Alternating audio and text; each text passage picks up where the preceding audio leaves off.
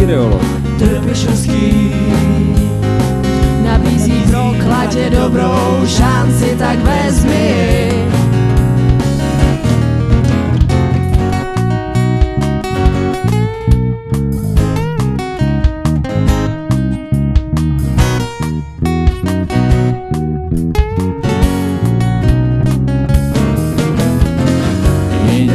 Dole Žílek náhle se stává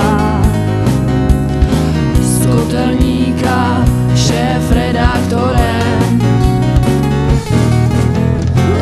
Dole Žílek, dole Žílek, z Kotelny rovnou do redakce. Aparát strany pracuje flexibilně, akceptuje podněty, přehodnocuje některé přežívající názory, prostě se moderně vyvíjí. Patří do toho taky náprava některých průvodních jevů, v tom je strana uvědoměle progresivní. Časy se mění, doba zůstává stejná. Zdali prokladě dobrou šanci dostaneš.